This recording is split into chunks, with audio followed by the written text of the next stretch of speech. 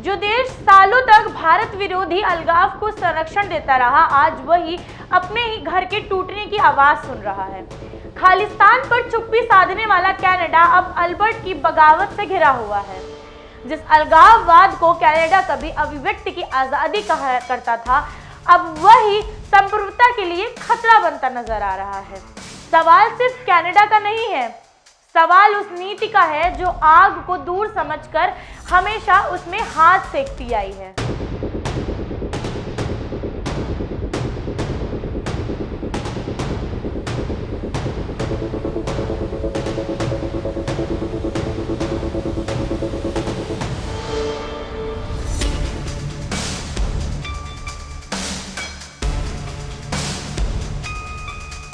नमस्कार, मेरा नाम है गौरांगी गुप्ता और आप देख रहे हैं कंटाप न्यूज।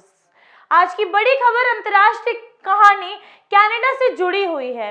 एक ऐसा देश जो दशकों से भारत विरोधी खालिस्तानी अलगाव को संरक्षण देने के आरोप से घिरा हुआ है, लेकिन अब उसी कनाडा के भीतर अलगाववाद की आग भड़कती हुई दिखाई दे रही है। सवाल ये है कि क्या इतिहास का पहिया अब उल्टी दिशा में घूम रहा है?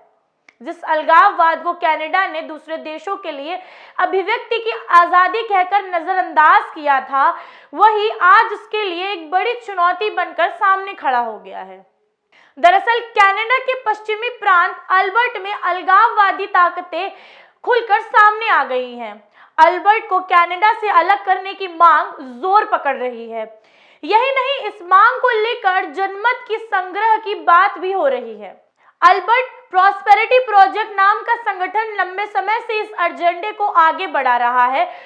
चौंकाने वाली बात तो यह है, फाइनेंशियल टाइम रिपोर्ट के मुताबिक अमेरिकी विदेशी विभाग के अधिकारियों ने पिछले अप्रैल में 3 बार इस संगठन के नेताओं से मुलाकात की है।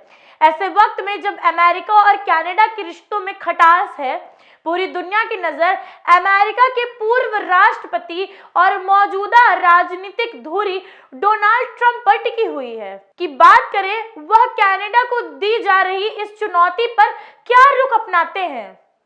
इसी बीच कनाडा के प्रधानमंत्री मार्क ने डोनाल्ड ट्रंप से अपील की है कि वह कनाडा की संप्रभुता का सम्मान करें।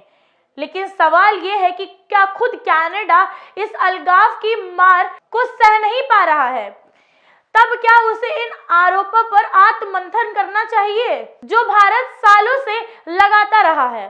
भारत ने बार बार कहा कि कनाडा खालिस्तानी अलगाववादों को खुली छूट देता है, उन्हें राजनीतिक संरक्षण मिलता है और भारतीय संप्रभुता के खिलाफ जहर उगलने वालों को कोई ठोस कार्रवाई उनके खिलाफ नहीं की जाती है।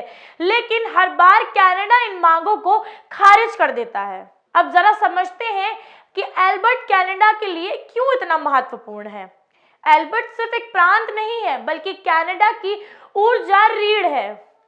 यह क्षेत्र लगभग अमेरिका के टेक्सास जितना बड़ा है, जहां करीब 50 लाख लोग रहते हैं। रॉकी पर्वत श्रृंखला, बेनार्फ और लेक लुइस जैसे खूबसूरत पर्यटक स्थल इसी प्रांत में है।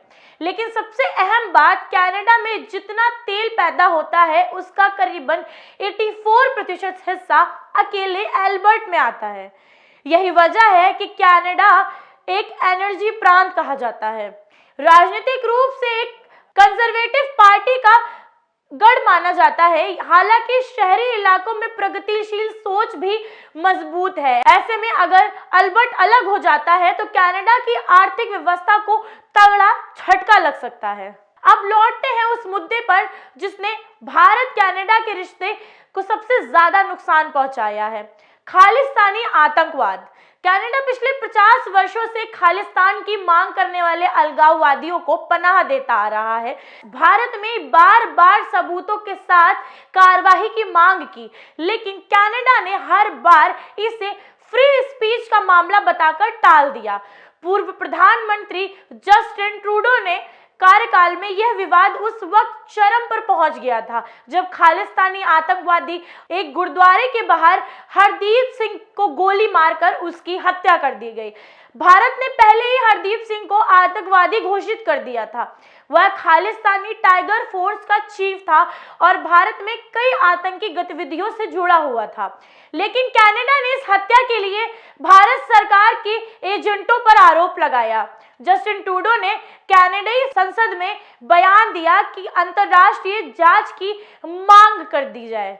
भारत ने इन आरोपों को सिरे से खारिज किया और कहा कि ये बेबुनियादी आरोप है। आज तक कनाडा भारत को इस मामले में कोई ठोस सबूत नहीं दे पाया है। वही कनाडा अपने ही घर में अलगाववाद की आग से जूझ रहा है।